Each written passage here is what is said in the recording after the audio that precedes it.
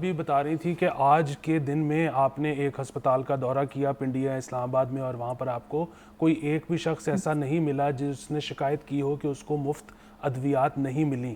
یہ بڑی اچھی بات ہے، لیکن ایسا نہیں کہ ہم نے کسی شکایت کے تحت یہ شو پلان کیا۔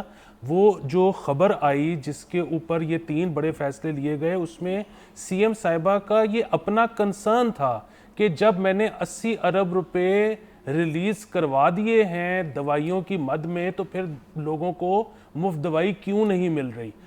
ہم تو یہ جاننا چاہتے ہیں کہ جب آپ لوگوں نے انویسٹیگیٹ کیا تو کیا وجہ بنی، کیوں نہیں تھی مفت ادویات مل رہی؟ جی دیکھیں، میں اگر اپنے جہاں پہ میں نے وزٹ کیا میں اس ہاسپٹل کی بات کر رہی ہوں۔ ظاہر ہے سی ایم صاحبہ کا یہ کنسرن ہے، اور سی ایم صاحبہ کے پاس جو رپورٹ گئی ہوگی وہ 100% اوتھینٹک رپورٹ گئی ہوگی۔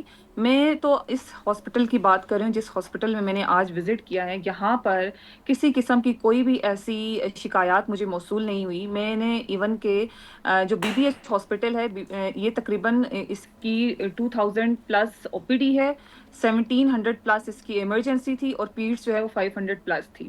اور میں نے ہر ایک وارڈ میں جا کے جتنے بھی پیشنٹس تھے، جو ایڈمیٹڈ پیشنٹس تھے، ان سے جا کے رابطہ کیا۔ میں نے ان سے ان کا حال احوال پوچھا، اور ساتھ ہی میں نے ان سے یہ بھی پوچھا کہ آپ سے کوئی کسی قسم کی کوئی میڈیسنس آپ سے باہر سے تو نہیں منگوائی جا رہی، کوئی لکھی تو نہیں جا رہی۔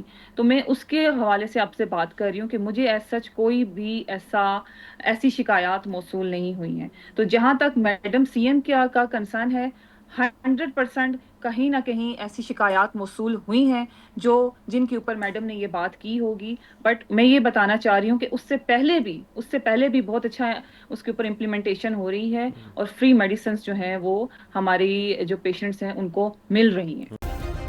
سبسکرائب کریں اور بیل دبائیں تاکہ کوئی خبر رہ نہ جائے۔